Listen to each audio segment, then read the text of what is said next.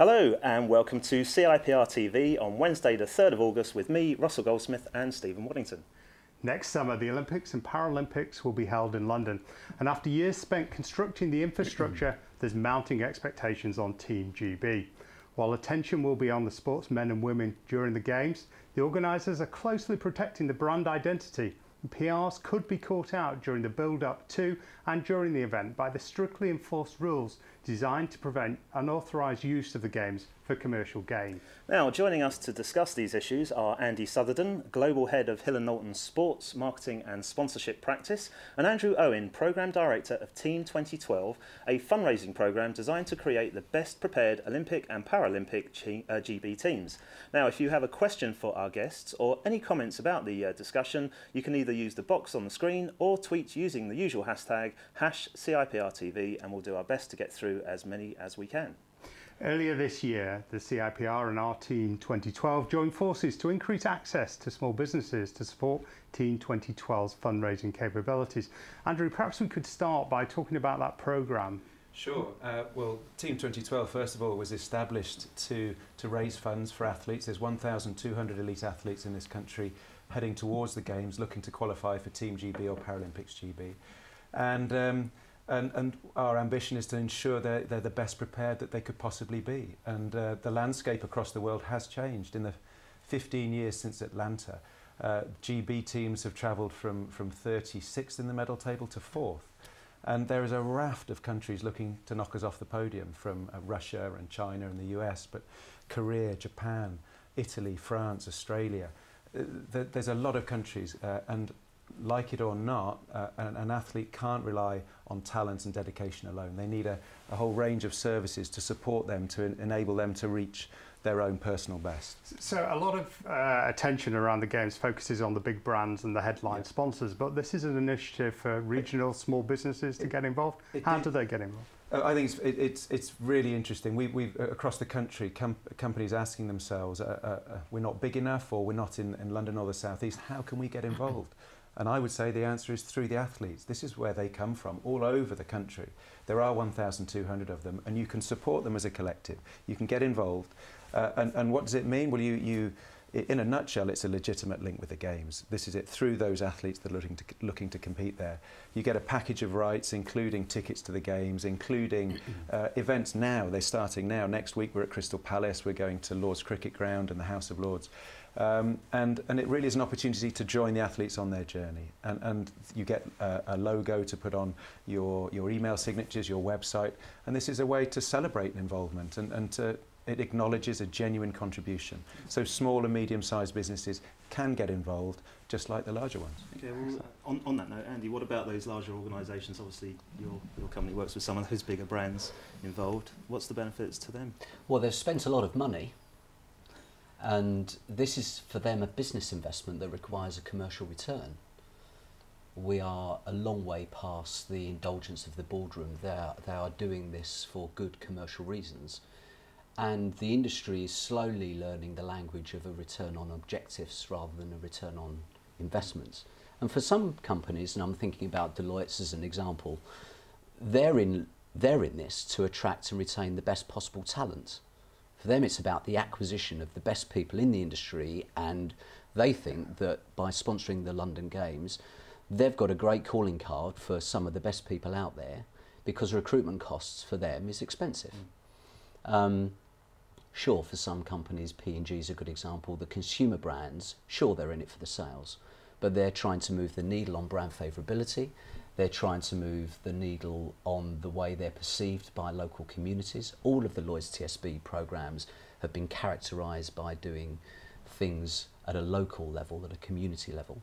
So I think the answer to that question is really dependent on what the objectives are for each one of the sponsors, because in each case they'll be different. Yeah, well, we'll come on to some of the more detail in a second, but before we get sort of fully into the discussion, and we've had a lot of questions coming through, and I know we've got some tweets already live through the show, but before we get onto those, we've got a short video to show you that should get us all into the mood for next year. This is a Team 2012 video, and I think you've always wanted to say this, so do you want to say the roll bit? Roll VT? Roll VT.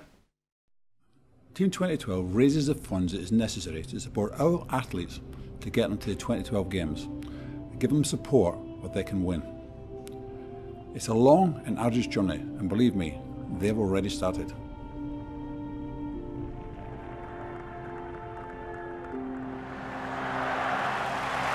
We swear that we will take part in the Olympic Games in loyal competition, in the true spirit of sportsmanship, for the honor of our country and for the glory of sport.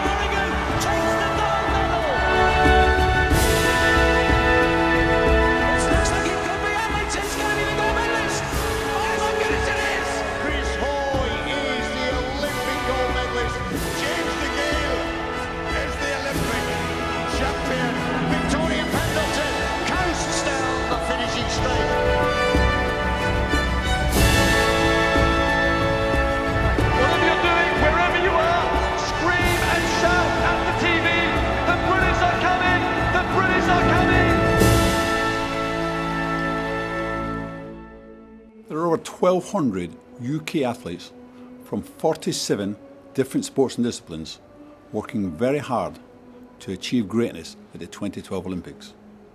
And we, as a host nation, need to support them so that we can win on our own home soil. Our Team 2012 has been designed exclusively for small and medium-sized businesses so they can join in the excitement of the 2012 Games. This is a once-in-a-lifetime opportunity to join our elite athletes and their journey and share in the success at the 2012 Games.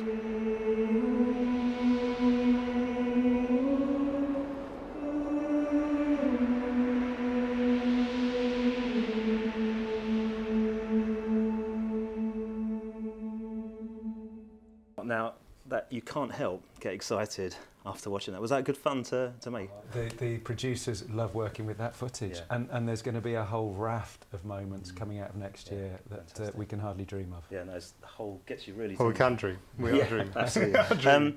Right, we're going to cracking into the questions that are coming through. Andy, I'm going to go to you for this one. Now, this came via Twitter from Babel PR, and they're talking about the Challenger PRs. Challenge for PRs will be, getting across the excess noise around the Olympics, how to get an actual valuable opinion in front of the relevant journo. Obviously, there's going to be loads of brands trying to vie for that. Get into that sort of the main column inches and on the TV and radio, and of course through the web as well. So, what's your response to that? Well, the requirement to be creative in whatever you do is mandatory. There are so many sponsors trying to get their own messages across. If you overcomplicate or over-engineer and make the link between your business and the story that you're trying to pitch too complicated, I think you've lost the producer or the journalist inside the first 3 seconds. They're going to be so busy. I think it will refine the art of landing your message inside 5 seconds, which is a healthy thing for the industry, by the way. I think the way that we craft stories in the build-up to the Games will need to be different to what we try and achieve as PR professionals during the Games, because the accredited and unaccredited media will mostly be reporting the action. But there will be a whole raft of media reporting the colour of the Olympics, the event, as well as what goes on inside the stadium. So I think the message is about having clarity of mind as to what your idea is and making it simple to digest for busy media, landing it in a user-friendly way that is sensitive to their own time and work pressures. Okay. Obvious question. A lot of the media is focused on the Olympic Act so far in the run-up, in the marketing community especially. A lot of it focused negatively. Is ambush marketing a real threat to the Games, do you think? We're all at evening class becoming lawyers at the moment. We are, aren't we? I mean, trying to unpick some of the legals around this is a job of work in itself. I think the rule of thumb that we advise clients is that you can, if you're without official rights, you can do what you like as long as you're not breaking the law. In that, you're assuming you know what the law is. So I think the council is always to be respectful of the fact that there are a clutch of companies that have spent good money to acquire official rights, and those rights are, quite rightly, vigorously protected. And if you fall foul of the law, if you try and make an association unduly, then you can expect a tough hand from LOCOG and the IOC to come down on you. So implicit in the question is the assumption that people really care whether you're an ambusher or whether you're an official sponsor. I think there's a job of work actually to be done in the industry around publicly educating people that if you endorse and get involved in Olympic ambush marketing campaigns, all you're doing is feeding companies that have not actually paid their money to get into the event. Do we know what those risks are? What would be the outcomes? Well, I don't know if you're able to answer that. You're before a judge. I mean, it's clear. It's an act of Parliament, and it's up to a judge. There's a presumption of innocence, but you'd be before a judge. But I think it leads into interesting territory, because there are opportunities around the country for involvement in Olympic and Paralympic sport, and it is entirely legitimate. Just by way of an example, there's an organisation called Sport Inspired, and they're trying to organise community games around the country, in communities, to celebrate and I guess utilise this rising tide of interest in sport, but to put it to good use. And I would argue that's entirely legitimate, and companies, they need companies to get involved up and down the country. Get involved, celebrate that involvement, but don't cross that line. And I think this is an opportunity for companies that should be embraced. Sure. I've got a question here, just talking about the benefits of the Olympics going to be, are the benefits of the Olympics going to be concentrated in London and the South East? What about communicators in other parts of the UK? Will there be any opportunities for them to be involved? Now, obviously, I know the football's around the UK, but the majority of events obviously is concentrated in London. Well, you're looking at the events, but look at the training camps, and Usain Bolt is going to be training in Birmingham, I believe. And so, but for that, read all sorts of examples. Loughborough's going to be a great hub, but it's going to be all around the country. There are overseas competitors basing themselves prior to the Games, and that will present opportunities. Okay. I'd add to that by talking about the live sites. I'd also suggest that the torch relay, for many in this country, the public in this country, is going to be the real start gun for the Olympics. You know, so mid-May, when that torch starts going around the whole country, that will touch sort of local communities in a really tangible way. And the work that McDonald's are doing as well, by the way, with their volunteering programme, the games makers, as they're calling them, they're pulling resource, and 70,000 volunteers are required. They're not all coming from London. So everybody will have a story to tell. But there's also, and I think this is opportunities for PRs all over the country, is look at those the companies that are supplying to the Games. Now, there again are constraints and controls, but within those rules, there's a whole raft of companies around the country who are involved in a very meaningful way. I mean, there's no doubt that the Games are going to be a huge boom for the economy next year, and tourism is probably no doubt going to be a beneficiary. The mayoral elections will no doubt benefit as well. Outside the sponsors, where are we going to see growth in the economy as a result of the Games, do you think? Interesting. I think one of the successful byproducts that I predict, and it's a personal point of view, is that the federations of the sports, the Olympic sports, I think will benefit from companies who may not have been able to afford to get involved officially with the Olympics through some of the eye-wateringly expensive prices, but they've been given an appetite to get involved somehow. And one of the ways in which they could get involved beyond London 2012, and this could be part of the legacy story, is better funding for some of the other Olympic sports that have not enjoyed that level of funding in the past. So one of the other industries to benefit potentially are the sports federations that operate their own sort of sporting economies that could see an upside in sponsor interest and revenues beyond the London Games. I think that's right. There's new venues, there's new skills, and they'll be utilised by different industries. Okay. We're already over 15 minutes through the show, so if you have got any questions or any comments, as we said, just use the box or continue to tweet with the hashtag CIPR TV. Andy, just a quick question that I'd like to ask. Are there any examples from previous games or not just the Olympics but other sporting events where you've seen good use of the sponsorship and lessons that can be learned, and then maybe not so good use, in terms of having taken advantage of the brand being involved? Any good examples that you can think of, or anything that you're working on maybe that is coming? Because you talked about the torch relay. I know, for example, there's already a couple of brands that have used that getting involved in the torch relay. Well, one of the things that I'm aware of is this idea of the partnerships between the official sponsors. And that's an undertold story about the way the rights holders actively encourage co-marketing initiatives. Between Visa and Samsung, they've put a very clear fan benefit down to say, you can use your phone to pay for things, this contactless technology that they're promoting. Now, if you don't have to carry lots of money around and just enjoy the convenience of being able to show your mobile phone at a point of sale and have something paid for, anything that enhances the fan enjoyment or the experience of being at the games is a good story well told. Okay. On a similar note, so Stuart Bruce asked, well, two parts to this question really. What's the cost of entry for a small business looking to get involved in the 2012 programme? And have you examples of SMEs that are already getting involved? We've talked about the torch relay. Absolutely. Something we can learn from. Well, the price point is $7,500 in each of 2 years, so it's a £15,000 investment. That's for the athlete, to support the athlete. That is to become a part of Team 2012. Right. So this is what we're encouraging small and medium-sized businesses to join. And the second part of the question was? So examples of regional SMEs there. Good example. There is Genex, a dental care company in Yorkshire, and Big Yellow is a storage company which is fairly national. Yeah. Two examples. A lovely one is Hornby, who produce trains, which we're perhaps familiar with, but also Scalextrics, and they've actually done a Scalextric velodrome, which I really want to get my hands on. So there's some great examples, but we've got law firms, accountancy practices, recruitment companies.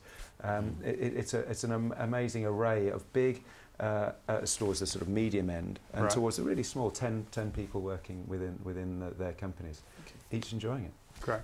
This is an interesting one. What are the risks if things go wrong? Are the brands directly involved, factoring the games into their crisis planning? I think they have to, don't they? I mean, any sporting event has an impact on communities and on society and on the environment, and you have to acknowledge that. So they must consider that. Any sponsorship must consider those risks. And that, again, that's at any level, obviously, any event that you're I would involved. argue, any event would have an impact on community and environment. The work that we're doing has, as a matter of course, an issues manual associated with the activation programme. And I'll give you a good example. Amiga unveiled to quite a fanfare the countdown clock that stopped 24 hours later. So sometimes the skill of PRs is what you keep out of the media as well as what you get in, because that was snuffed out quite nicely. And that's because they were prepared and the Q&As were in place and they considered every eventuality. Now, as much as Amiga didn't like to hear it, a clock stopping, had them breaking out into a cold sweat. But these, when you're on a high profile stage, the risk of a damage to corporate reputation is high, and we are the guardians in our industry of corporate reputation. So it's folly really to go into an Olympic marketing programme without a very, very robust issues and crisis management manual. But this I guess, speaks to the value as well. Adecco, for example, handle manpower and recruitment services, and they did it in Sydney as well. And I know there they recruit something like 80,000 people. And no ordinary company could do that. It takes an amazing level of knowledge and the systems, and their message is that you too can use those very same systems that an organisation, an event like the Olympics, which can't afford to fail, uses. Yeah. So come to us and we contribute. So that message carries with it a cast iron guarantee that we can't fail. So what organisations in London that aren't necessarily part of the Olympic effort but are going to benefit from the tourism, presumably they need to plan as well for this? I think tourism is a great example. I think it's complex when you look at the room reservations. I know that they've got their own views on that, which probably the industry is better placed to answer. But I think the sports industry, facilities, equipment manufacturers, they're all set to benefit. But society will as well, I believe. I think it will inspire a new generation, and I think we're all set to benefit from it. I'm interested in this displacement theory that we hear about a little in the industry, where we're very keen to talk up the inbound tourism, but actually there's going to be a community of people that think, do you know what, this is going to be I'm going to rent my flat an out and absolute I'm out of nightmare. here. Yeah, I'm out of here. I'm out of here for 3 weeks and I can't get to work properly, and I'm sure the same thing happens with Wimbledon, right? Well, this is bigger. I mean, this is 26 consecutive World Championships taking place. You know, it's massive. Yeah. And I was speaking to a hotel group on that point recently. They're sending a note to all of their clients to say, hey, the Games is coming. You're our most important client. You're previous. Yes. You're going to be with us after the Games. What do you want to do during? We'll come to you first. And this is important messaging. And I think Deloitte speak of this sort of business as unusual. You've got to think of this. Think of your clients, think of your supply chains, and plan ahead, and plan it now. Well, it's interesting you're talking about after the Games, because what about how much work in your planning is, obviously you've got the build-up, you've got the Games themselves, then what? Is there continual programs? To the infrastructure afterwards? No, but I was also, sorry, I was And thinking the more from planning, the brand's perspective in terms of their involvement. Is there post-Games activity that continues? And well, one of the interesting dynamics, all of the brands are very, very interested in digital. Yeah. It's been referred to as the first live Games, which by definition means building online communities. It's quite a difficult pill to swallow, the thought of building this lovely online community that then goes dormant and is not spoken to the moment we're out of the Paralympics. So the idea of mobilising a community and then sustaining a relationship with that community beyond the Olympic, Paralympic Games, I think is an important part of any digital planning. But also there is the consumer cynicism of the brands that are getting involved in this lovely bandwagon fashion, with no real regard to what happens beyond the autumn of 2012. And I think it's really important for brands to be as clear as they can about what they're doing, not only between now and next September, but beyond. What is their legacy? yeah, because I'd be intrigued to know in terms of, again, I don't know if you can answer this, but in terms of the legalities, if you're a sponsor of the Olympics and you've built that database and that community, and the community that you've built online has Olympic branding, but then you're not sponsoring 2016, then what? Well, first of all, our rights, because we're offering these out, come to a conclusion at the end of 2012. Yeah.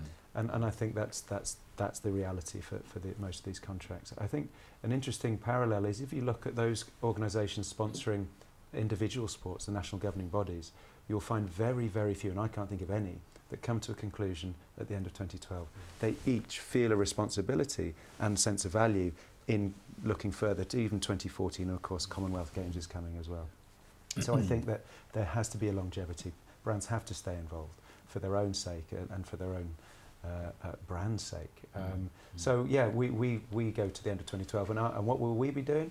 We want to go on a tour of the country with a celebration. We want to introduce these new heroes with these new memories and take them around the country, and that's what we'll be doing. We have, I think, gone into a record for CIPR TV because we're over 25 minutes, and there's loads more I think we can talk about. We have got one question which is going to upset you, Andy, because you're not involved in that. We've had a couple of people asked about what these badges are. Do you want to explain what these badges are? Because I know you haven't You haven't got. Stuart Barnes was one person that's asked, and I know you're upset that you haven't got one at the moment, Andy. Well, very quickly, join Team one. 2012, support the athletes, and this is a symbol of your support, and that's what it is. Fantastic. Well, great way to end. Thank you. Before we do go, just a quick reminder that on September the 15th, seeing as we're talking Olympics here, the CIPR will be holding one of their social summer events, looking into social media, sport and the Olympics, with Lewis Wiltshire, who is the editor of the BBC Sport website. Sounds like a great event. It's time to say thank you to our guests, Andy and Andrew, for the team here at Marketeers 4DT, and the next edition of CIPR TV will be in September, so please check the website for details, and for now, goodbye. Goodbye.